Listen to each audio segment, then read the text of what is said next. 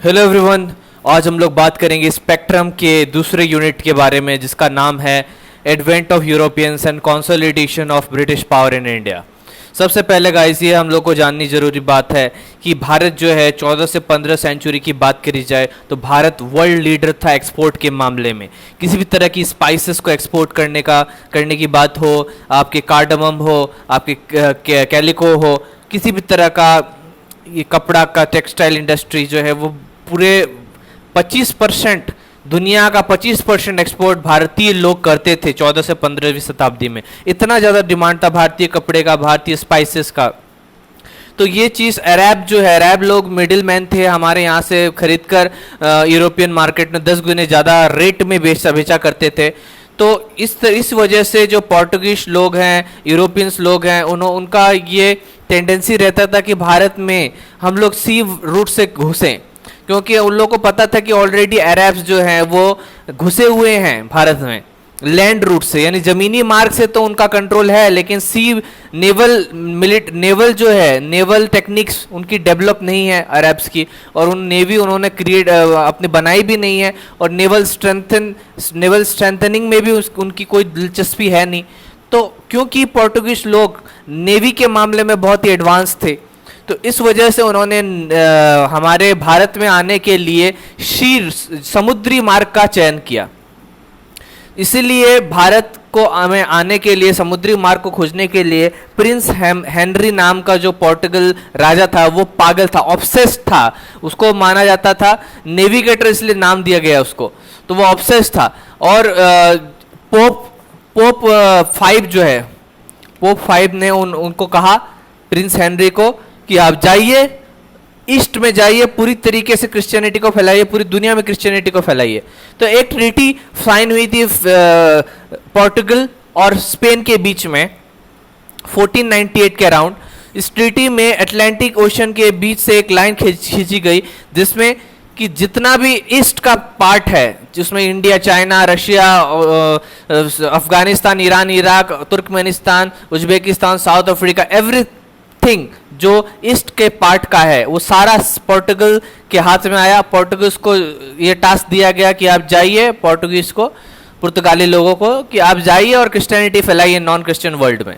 और वेस्ट के जितने भी कंट्रीज जो हो गए, North America, South America, Mexico, every country of west, उसका जो जिम्मेदारी दी गई वहां पर क्रिश्चियनिटी फैलाने का स्पेन को। तो इस तरह से ट्रीटी बनाया गया, अपना अपना एरिया को डिवाइड किया गया, उसको ट्रीटी ऑफ टॉर्डेसिलास कहते हैं, टॉर्डेसिलास कहा गया।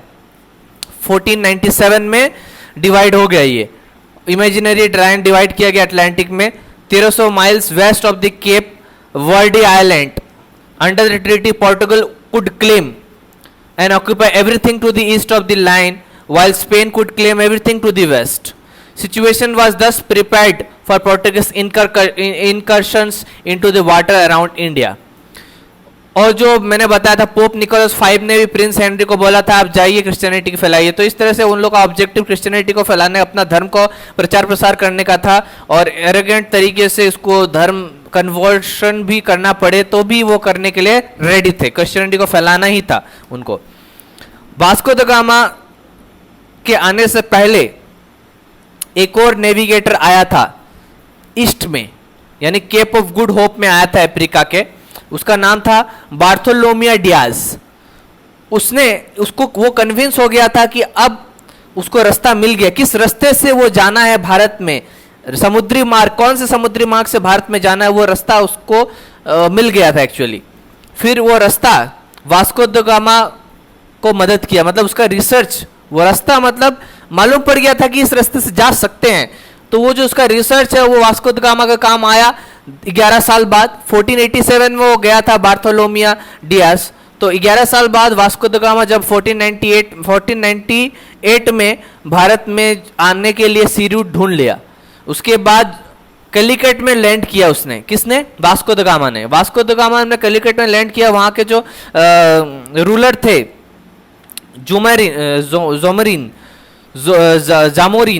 जामोरिन जो रूलर थे, उन्होंने अतिथि देवो भव की प्रैक्टिस को फॉलो करते हुए अपने अतिथि का बहुत आदर सत्कार किया, और बिजनेस रिलेटेड भी रीजन से इसके पीछे आदर सत्कार करने के वो ये थे कि उनको पता था कि यूरोपियंस लोग ही तो हम लोग के सारे गुड्स को खरीदते हैं, ज़्यादा से ज़्यादा डिमांड यूरोपियन लोगों के बीच में है।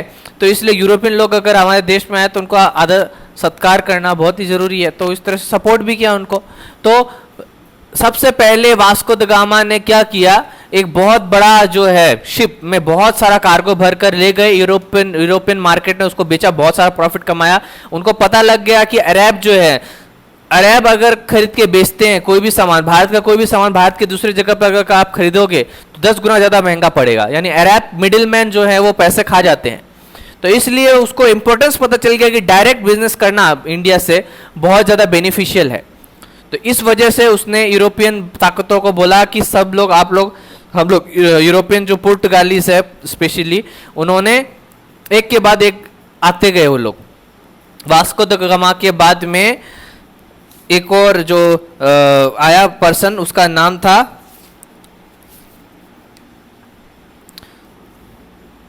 Pedro Alvarez Cabral. Pedro Alvarez Cabral ने कलिकट में जाके डायरेक्ट फैक्ट्री स्टैब्लिश कर दिया। फैक्ट्री स्टैब्लिश करने के बाद उसको रिटेलिएशन झेलना पड़ा वहाँ के रेसिडेंट्स से। रेसिडेंट लोग समझ गए कि ये लोग बाहर के ताकत आके हमारे ऊपर रूल करने ही आए हैं, इसको मारो। तो बहुत सारे पोर्टुगीज को मार दिया गया। उसके रिटेलिएशन में पोर्टुगीज लोगों ने भारतीय लोकल रेसिडेंट को नहीं मारा, उसने अरब्स को मारना स्टार्ट किया। अरब्स के नेवल शिप्स को डिस्ट्रॉय करना स्टार्ट किया, कार्गो को लूटना स्टार्ट किया। उसको पता चल गया कि अरब्स को खत्म करना है, तब हम लोग को प्रॉफिटेबल जो बिजनेस यहाँ पर कर पाएंगे, क्योंकि कंप्यूटर को खत्म करेंगे, कंपटीटर को ही खत्म कर देंगे तो जो रूट कॉज है जो कन्फ्रंटेशन का, वही खत्म हो जाएगा। तो इसीलिए अरब को हटाने की कोशिश करी गई। उसके बाद में जैमोरिन को पता चल गया कि किसी न किसी आंख खुल गई उसकी, जैमोरिन की, कि सपोर्ट करना बंद करना ही जरूरी है, क्योंकि ये लोग तो यहाँ पर परमानेंटली सेटल होने आए हैं, यहाँ पर रूल करने आए हैं। वास्को द गामा फिर से 15, ये जो आया था पेड्रो एल्वारेज कैब्रल आया था, ये 1500 में आया था, सितंबर 1500 में आया था, और आते ही उसने फैक्ट्री लगा दी। उसके बाद में 1500, एक साल बाद वास्को द गामा फिर से आया। लेकिन कैब्रल ने जाते हुए जानने से पहले एक बहुत अच्छा काम किया उसने पोर्टुगीज के फेवर में। कोचिन और कैनेनोर नाम के दो जो जगह है उसके रूलर्स के साथ बहुत ही अच्छा ट्रीटी का साइन कर लिया, अच्छा रिलेशनशिप बना लिया। तो अब जब 1501 में वास्को द गामा फिर से भारत आए हैं, तो उन्होंने वो जो दो ट्रीटीज की मदद से कोचीन और कैनेनोर में फिर और 2 फैक्ट्रीज बिठा दी। तो टोटल 3 ट्रेड सेंटर्स फैक्ट्री हो गए पोर्टुगीज के फेवर में। उसके बाद में फोर्टिफिकेशन का परमिशन लिया, जैसे तैसे उन्होंने फोर्टिफिकेशन स्टार्ट करना लग गया।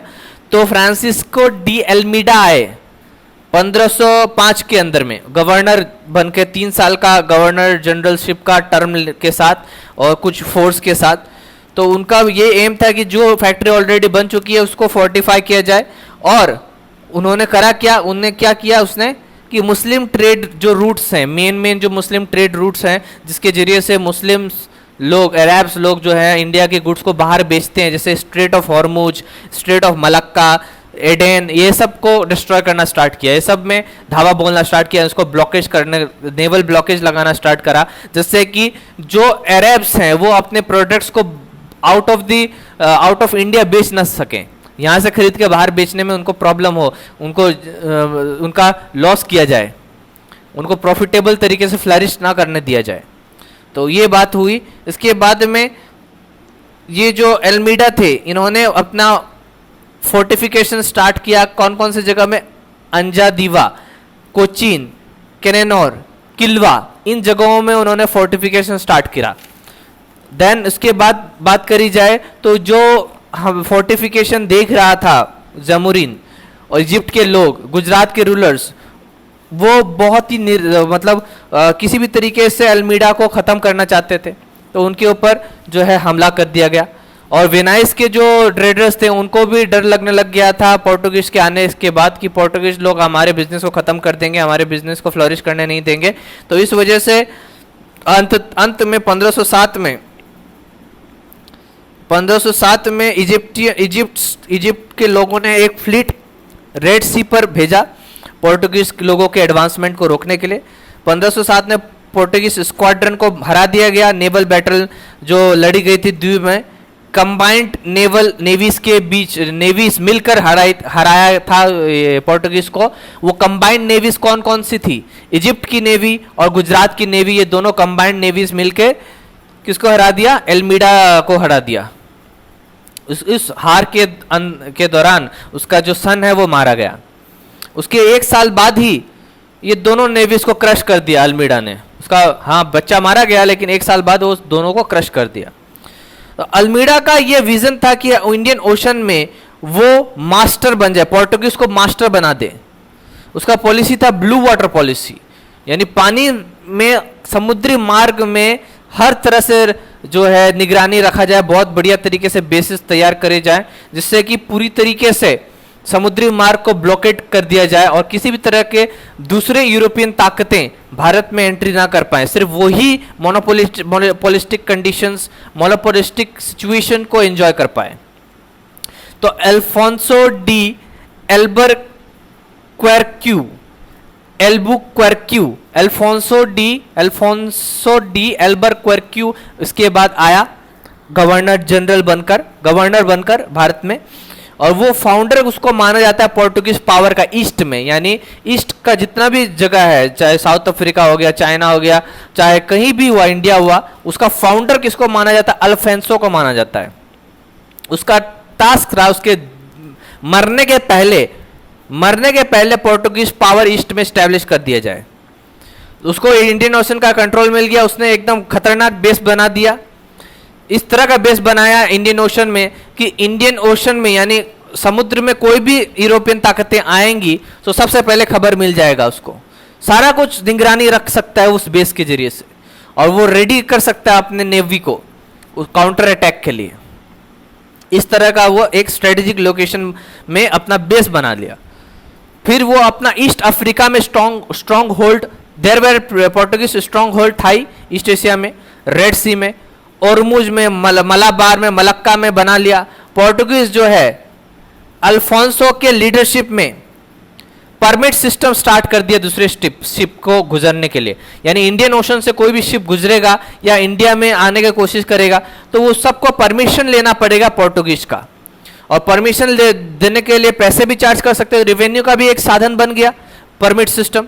और इसके अलावा भी शिप बिल्डिंग के भी जो मेजर सेंटर्स थे उस पर्टिकुलर रीजन के आसपास में, वो सारे शिप बिल्डिंग के सेंटर्स को कंट्रोल करने लगे।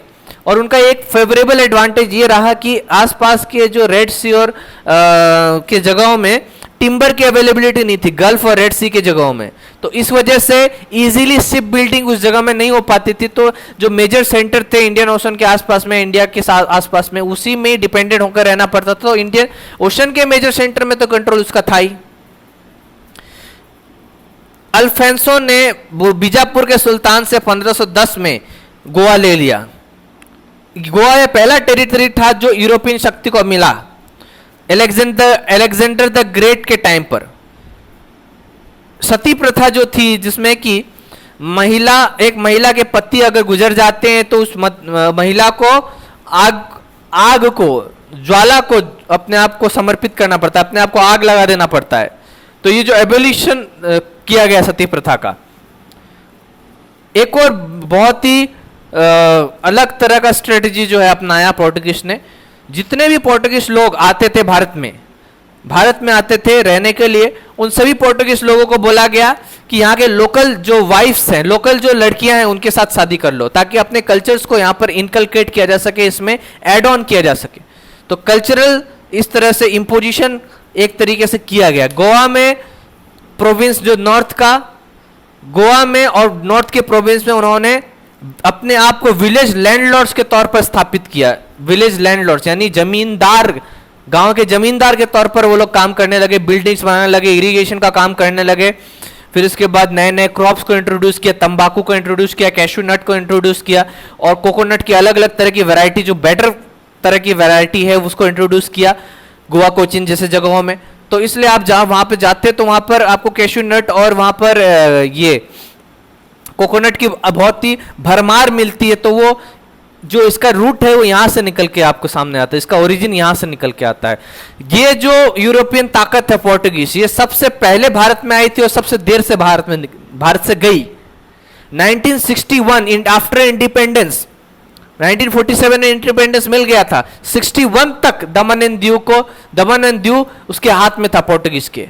61 में भारत सरकार ने खाली करवाया, सबसे पहले भी आया और सबसे देर से भी निकला, पोर्टुगीज ही वो पावर थी। तो ये बात हो गई पोर्टुगीज के बारे में। हम लोग अल्फोंसो के बारे में बात करा था हम लोगों ने। तो ये जो कोकोनट का प्लांटेशन करा था उन्होंने, इसका पीछे कारण था कोयर रिगिंग और कॉर्डेस। इसके लिए बहुत ज्यादा जरूरत पड़ता था कोकोनट का। गोवा और कोचीन जैसे सिटी में अपने आप को आर्टिशियंस और मास्टर क्राफ्टमैन्स के तौर पर भी उन्होंने सेटल करवा लिया, अपने आप को खुद को सेटल कर दिया। बहुत सारे पोर्टुगीज लोग वहां पर सेटल हो गए गोवा कोचीन में। ट्रेडर्स तो थे ही, उसके अलावा भी आर्टिशियंस और क्राफ्टमैन्स के तौर पर भी सेटल हो गए। बहुत सारे पोर्टुगीज लोग जो है पुर्तगाल में जाने से के जगह पर इंडिया में आना पसंद करते थे। ऐसा मतलब जगह बना दिया, डेवलप कर दिया था पोर्टुगीज अपने फेवर में, इतना तरीके से डेवलप कर दिया था इंडिया के गोवा कोचीन जो जो जगह है, कैलिकट, इन जगहों को, ताकि पोर्टुगीज लोग आए आराम से, अपने ही घर जैसा लगे उन लोगों को। तो पोर्टुगीज के फेवर में, पोर्टुगीज के अनुरूप जगह को बना दिया। नीनो डा कुन्हा नेक्स्ट ऑफिस लिया गवर्नर के तौर पर पोर्टुगीज इंटरेस्ट के लिए भारत में, नवंबर 1529 को। और ऑलमोस्ट एक साल बाद उसने क्या किया, कोचीन का जो हेडक्वार्टर था, कोचीन में था पोर्टुगीज हेडक्वार्टर, उसको गोवा में कन्वर्ट कर दिया, गोवा में ले आया। बहादुर शाह जो गुजरात का था, उसका हॉस्टिलिटी, उसका कॉन्फ्लिक्ट चल रहा था हुमायूं, मुगल रूलर हुमायूं के साथ। तो अब पोर्टुगीज का मदद लिया बहादुर शाह, गुजरात का बहादुर शाह ने पोर्टुगीज का मदद लिया और उसके मदद से बेसिन नाम का आइलैंड है उसको कैप्चर कर लिया, उसको द्वीप देने का प्रॉमिस किया।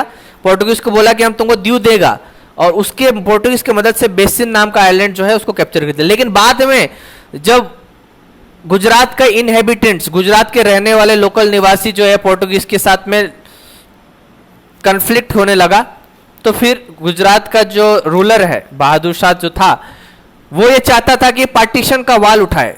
लेकिन पोर्टुगीज उसको बोला कि नहीं, नेगोशिएट करिए हमसे, नेगोशिएट करिए। नेगोशिएट करने के लिए उसको बुलाया, शिप में बुलाया और षड्यंत्र से मार दिया उसको। कब मारा? 1537 में। 1534 में बेसिन आइलैंड को एक्वायर किया था बहादुर शाह ने, और उसके 4 साल बाद ही उसको मार दिया। 3 साल बाद ही मार दिया। डा कुन्हा उसका अटेम्प्ट था कि पोर्टुगीज इन्फ्लुएंस बंगाल में भी फैले। उसके लिए बहुत सारे पोर्टुगीज लोगों को वेस्ट बंगाल में हुगली के जगह पर सेटल करवा दिया, हेडक्वार्टर हुगली बनाने के लिए। अब कौन कौन से वैसे पॉइंट्स थे, वो से जो फेवरेबल पॉइंट्स थे पोर्टुगीज के लिए, कौन से कंडीशन थी जो फेवरेबल थी? पहली बात तो यह है कि गुजरात को छोड़ के जितने भी नॉर्थन पार्ट के जो भी प्रोविंस थे वो सारे टुकड़ों में बटे हुए थे। डेक्कन यानी साउथ का भी जो किंगडम था वो भी स्मॉलर किंगडम में सब डिवाइडेड था। कोई भी राजा महाराजा का किसी भी तरह का इंटरेस्ट नहीं था नेवी को बिल्ड करने का। किसी भी राजा महाराजा का अपना खुद का नाम पे नेवी था, और नेवी था ही नहीं, और ना ही नेवी को बिल्ड करने का खुद का इंटरेस्ट था।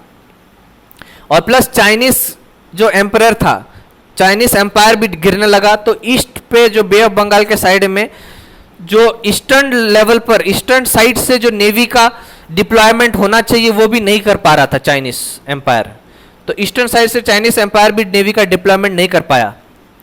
तो इस तरह से नेवी का पूरा खुला छूट मिला पोर्टुगीज को। नेवल बेसिस को बढ़ाने के लिए, नेवल बेस को बढ़िया तरीके से डेवलप करने का बहुत ही अच्छा फेवरेबल उसको अपॉर्चुनिटी मिला। उसके बाद में अरब मर्चेंट्स जो है उतना पावरफुल था नहीं कि वो उसको दबा पाए पोर्टुगीज को। और पोर्टुगीज के पास डेवलप टेक्नोलॉजी भी था, जैसे मैंने पहले बताया था। उसका शिप बिल्डिंग में बहुत डेवलप था। उसका शिप पे कैनन्स वनन्स लगा हुआ था, बहुत ज़्यादा टेक्निकली एडवांस था वो लोग। तो पोर्टुगीज स्टेट की बात करी जाए तो इंडियन रूलर्स अंडर एस्टिमेट करते थे पोर्टुगीज रूलर्स को, पोर्टुगीज गवर्नर्स को, पोर्टुगीज पावर को। तो कोस्टल जो पार्ट्स थे इंडिया के, वो सभी कोस्टल पार्ट्स में वास्को द गामा के आने के 50 साल के अंदर अंदर सारे कोस्टल पार्ट्स में कंट्रोल ले लिया था पोर्टुगीज लोगों ने। पोर्टुगीज ने 60 माइल्स कोस्ट, गोवा की अराउंड 60 माइल कोस्ट को कैप्चर कर लिया था। वेस्ट कोस्ट जो वेस्टर्न कमांड जो है हमारा वेस्टर्न कोस्ट लाइन है, यानी वेस्ट कोस्ट जो है मुंबई से दमन एंड दीव फिर गुजरात तक सारा कंट्रोल पोर्टुगीज के पास में था। फिर इसके बाद में साउथ की बात करी जाए तो बहुत सारे फोर्टिफिकेशन ट्रेडिंग पोस्ट जैसे मैंगलोर, कैनेनोर, कोचीन, कैलिकट, ये सारा कुछ तो फोर्टिफाइड कर ही दिया था इतने गवर्नर्स आने के बाद। तो पावर जो मलाबार का वो भी इन्फ्लुएंस वहां पर बड़ा इन्फ्लुएंस पोर्टुगीज लोगों का था। तो पोर्टुगीज मिलिट्री पोस्ट बनाने लगा, सेटलमेंट बनाने लगा ईस्ट कोस्ट में। सेंट थॉम, चेन्नई में सेंट थॉम है, वहां पर मिलिट्री सेटलमेंट बनाने लगा, और आंध्रा में नागापट्टनम में भी मिलिट्री सेटलमेंट बनाने लगा। तो इस तरह से पूरा कोस्ट लाइन जो इंडिया का है वो सारे कोस्ट लाइन पे कंट्रोल पोर्टुगीज का आने लगा। 16वीं सेंचुरी के खत्म होते हुए वेस्ट बंगाल पे हुगली पर बहुत ही बड़ा वेल्दी सेटलमेंट उन्होंने खड़ा कर दिया पोर्टुगीज ने। एम्बेसडर्स और एनवोज जो पोर्टुगीज के वो गोवा से दूसरे किंगडम में भारत में जाया करते थे, ट्रीटी साइन करते थे गोवा और डेक्कन सुल्तान के बीच में 1570 में, जो रेगुलरली रिन्यू करते रहते थे। यानी किंगडम्स जो थे उनको पपेट रूलर बना लिया था एक तरह से। तो पोर्टुगीज हमेशा उसका रोल था कि पावर को बैलेंस करने का। कोई दो पावर्स लड़ रही हैं, कोई एक पावर वीक हो रही है, तो उसको बैलेंस ऑफ पावर करके उसको पावर दे के बैलेंस कर देते हैं। दोनों आपस में लड़ते रहो, दोनों आपस में लड़ते रहो, हम लोग को डायरेक्ट लड़ने की जरूरत नहीं, हम लोग सिर्फ पीछे से हम लोग हेल्प कर देंगे जो कमजोर पड़ रहा है। तो वो आपस में लड़ते रहेंगे, हम लोग तो पावरफुल हो ही रहे हैं, और जो पावरफुल रूलर आपस में लड़ेंगे तो वो लोग का पावर ऐसे ही खत्म हो रहा है। तो हम लोग को क्या जा रहा है, हम लोग को सपोर्ट करने में क्या जा रहा है। तो इसीलिए वो बैलेंस ऑफ पावर बना के रखता था बिटवीन विजयनगर डेक्कन सुल्तान के बीच में, डेक्कन मुगल्स के बीच में, मुगल्स और मराठास के बीच में। ये तो बता दिया मैंने ये सारी बातें। अब पोर्टुगीज का एडमिनिस्ट्रेशन की बात करी जाए तो एडमिनिस्ट्रेशन का जो हेड था वो वाइसरॉय था, जो 3 साल का सर्विस देता था सेक्रेटरी और उसका काउंसिल के साथ। उसके अलावा वेंडोर द फजेंदा जो रिस्पॉन्सिबल था रेवेन्यू और कार्गोस के लिए और फ्लीट के डिस्पैच के लिए।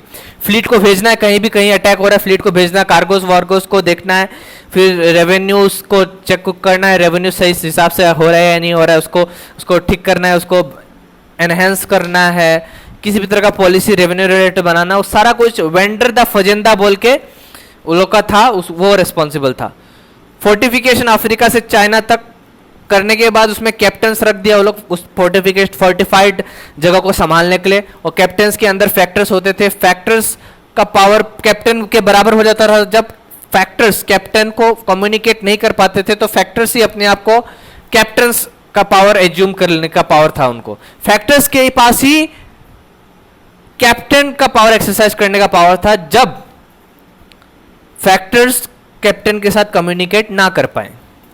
रिलीजियस पॉलिसी की बात करी जाए तो मूर्स जो थे वो बहुत बड़ा एनिमी था पोर्टुगीज का नॉर्थ अफ्रीका में। नॉर्थ अफ्रीका की बात करी जाए क्योंकि अफ्रीका में सबसे पहले अपना सेटलमेंट बनाया था, केप ऑफ गुड होप में आया था, आपको याद ही होगा ना। तो लोमियो आया था, लोमियो डियाज, ठीक है। तो इस तरह से अफ्रीका में जो एनिमी था मूर्स था। तो ईस्ट में था अरब। सबका ये लोग पोर्टुगीज का क्या एम था कि क्रिश्चियनिटी को बढ़ावा दिया जाए, तो और इसीलिए मुस्लिम्स को वो लोग मुस्लिम्स के ऊपर अत्याचार करते थे। गोवा मिलने से पहले हिंदूज को टॉलरेट करते थे, बाद में हिंदू के ऊपर भी अत्याचार करने लगे। तो सबको क्रिश्चियन बनाने का इंटरेस्ट था। तो रिलीजियस पॉलिसी के बारे में बात करी जाए तो अकबर को भी, रूलर्स को भी किसी भी तरीके से मुगल रूलर्स को क्रिश्चियन बनाया जाए, उसके लिए इसलिए सॉफ्ट तरीका मुगल्स के प्रति थोड़ा सॉफ्ट थे, एरोगेंट नहीं थे मुगल्स के प्रति। 1579 में अकबर ने वो एक लेटर भेजा गोवा के अथॉरिटी को कि 2 आप लोगों के पंडित भेजो। तो 2 फादर गए अकबर के पास। 2 फादर का नाम था रोडोल्फो एक्वाविवा, एंटोनियो मोन्सेरेट, जो सेलेक्ट हुआ था फतेहपुर सिकरी में पहुंचे 1580 में। 1579 में बुलाया था, 1580 में पहुंचा, फिर उसको ऑनर मिला था, वापस 1583 में आ गया। 3 साल उसको सिखाया क्रिश्चियनिटी के बारे में, लेकिन क्रिश्चियन में कन्वर्ट नहीं कर पाए। पहला मिशन फेल। दूसरा मिशन पे गए, अकबर ने फिर बुलाया 1590 में, 1590 ने बुलाया, 1592 तक वापस से 2 साल अटेम्प्ट किया कि अकबर को कन्वर्ट कर दिया जाए क्रिश्चियनिटी में, तब भी फेल हो गया। तीसरा बार फिर से अकबर ने बुलाया 1595 में लाहौर में, और उसको बोला कि अब तुम लोग अपना इंस्टीट्यूशन ही बना लो, अपना एक संस्था बना लो, और अपना इन्फ्लुएंस करने लगे फिर इस तरह से वो लोग सेक्युलर पॉलिटिक्स में। फादर जेरोम जेवियर और इमैनुअल पिन हीरो जो है लीडर थे मिशन के, उनका लेटर्स, उन्होंने कुछ लेटर्स लिखे थे, वो लेटर्स पढ़ने से पता चलता है कि अकबर का शासनकाल के बारे में कुछ पता चलता है, लेटर पार्ट में अकबर का शासनकाल कैसा था। तो ये चीज देखा उन्होंने। उसके अकबर का बेटा सलीम, जो कि बाद में जहांगीर के नाम से जाना जाता था, उसने पहले तो पोर्टुगल लोगों को, जेसूट लोगों को पहले नेग्लेक्ट किया, बाद में 1606 में वो लोग के फेवर में चर्च दे दिया, चर्च दे दिया, कोई एक को चर्च दे दिया लोग को, लाहौर का चर्च दे दिया, वहां का रहने का, पंडित का रहने का जगह दे दिया। 1608 में 20 बैप्टिस्ट को आगरा, जो आगरा से आए थे, वे कैरिड आउट इन आगरा में भेज दिया गया, और पब्लिकली धर्म को फैलाने के लिए उसको आजादी दिया कि पोर्टुगल तुम लोग अपना क्रिश्चियनिटी को फैलाओ, ठीक है, तो कोई बात नहीं, तुम फैलाओ। तो ये सब सुन के, ये सब देख के पोर्टुगीज लोगों को लगा कि हाँ ये लोग अच्छा है, ये लोग हम लोग को लिबर्टी देता है, तो हाँ ये लोग क्रिश्चियनिटी में बदल सकते हैं अपने आप को, क्रिश्चियनिटी को ये लोग धर्म मानते हैं, अच्छा धर्म मानते हैं, तो क्रिश्चियन में बदल सकते हैं। तो जहांगीर का कंडक्ट से ऐसा समझ में आया, लेकिन मुगल रूलर सबको बराबरी वैसा टाइप का देने का कोशिश कर रहे थे, लेकिन वो अपने आप को कन्वर्ट नहीं करना चाहते थे। अब वो लोग जब बात से नहीं मान रहे थे, पोर्टुगीज लोग अपना बात मनवा नहीं पा रहे थे तो बातों से, तो फिर बाद में वो लोग एरोगेंट तरीका अपनाया, पोर्टुगीज गवर्नर्स धमकी वमकी देने लगा होगा, तो इसीलिए फिर मुगल्स का जो फेवर मुगल्स करता था पोर्टुगीज को, वो फेवर भी खत्म हो गया। 1608 में बाद में जब ब्रिटिश आने लगा तो ब्रिटिश को फेवर कर दिया। कैप्टन विलियम हॉकिंस जो है अपना शिप हेक्टर से आया था, सूरत में पहुंचा, वो लेटर लेके आया था जेम्स वन, इंग्लैंड का किंग से। जहांगीर का मुगल कोर्ट में आया, बोला कि हमको बिजनेस करना है, वो उसको बिजनेस का अथॉरिटी दे दिया, जबकि पोर्टुगीज गुस्सा हो गया। हॉकिंस तुर्की लैंग्वेज जानता था, इंप्रेस कर दिया जहांगीर को इंप्रेस कर दिया, तो जहांगीर उसको मनसबदार बना दिया 30,000 का सैलरी में, जबकि सैलरी कभी उसको मिला नहीं, लिया नहीं होगा। हॉकिंस जो है वो आर्मेनियन क्रिश्चियन का जो लड़की थी, डॉटर थी, उसके साथ शादी कर लिया।